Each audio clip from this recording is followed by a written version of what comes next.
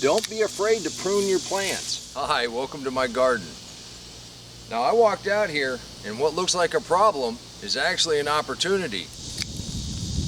But anytime you see any damage on leaves, don't be afraid to prune them off. That goes for our squash too. Let's go ahead and take a look at this one. With all the rain we've had, we got a lot of these leaves that are a little bug damaged but are touching the ground. We're going to clean this up, give this a little more air. The biggest friends to all your plants is air and sunlight. And you can see how big this actual plant is. It's gone all the way back into there. Down here towards the bottom. Don't be afraid to go ahead and just clip those off. And if you can see right here, we're getting some damage. A lot of that is because of the excess rain that we've had. And these are really low to the ground. And then we just cut and drop.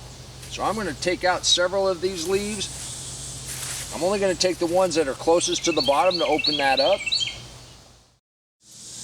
It also doesn't hurt to prune out your sweet potatoes. And you can see right here, we've got roots started. I'm going to show you what I'm going to do with that here in a second. But these are coming out into the walkway, so let's go ahead and trim these back.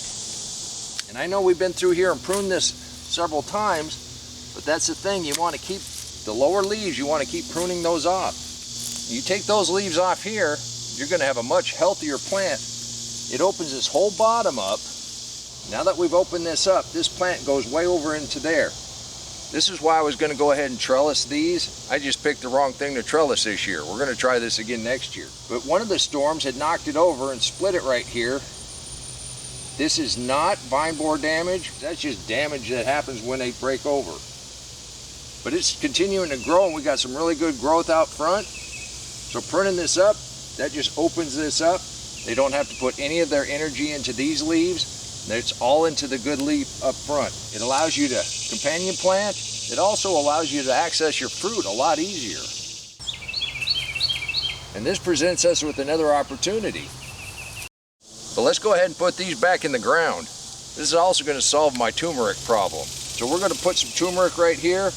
And when these are finally done, we should have a nice little patch of turmeric coming up. And as you can see, the turmeric, it wants to go in the ground. Let's go ahead and pull this mulch back just a little bit.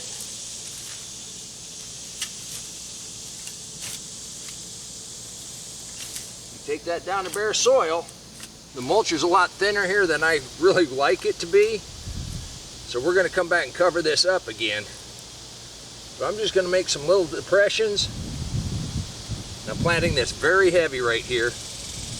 But it's to the point where we're not going to be able to use it in the house. And I don't want to lose it.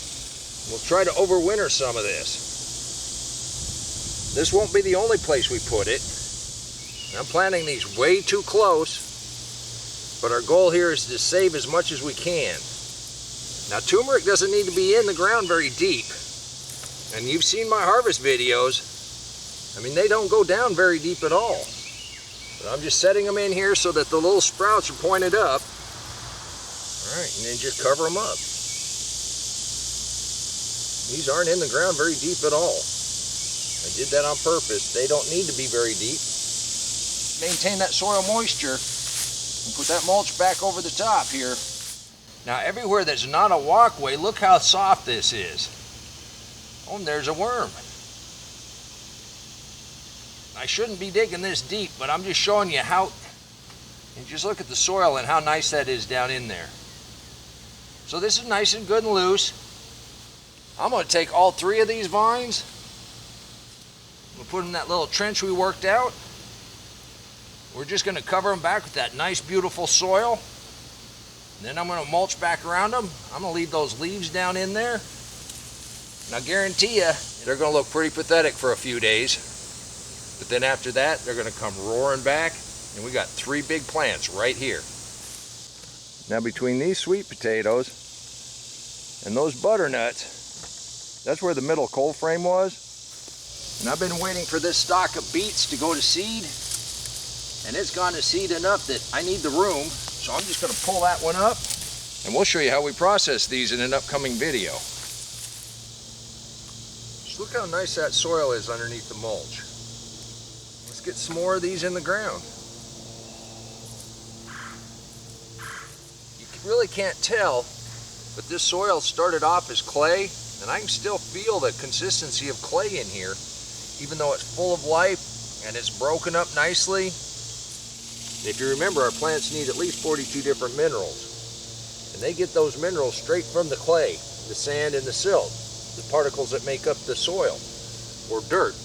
And you remember how that happens. The life in that soil, it trades the sugars from the plant, and it makes enzymes, and it breaks those minerals out, and it makes it plant soluble.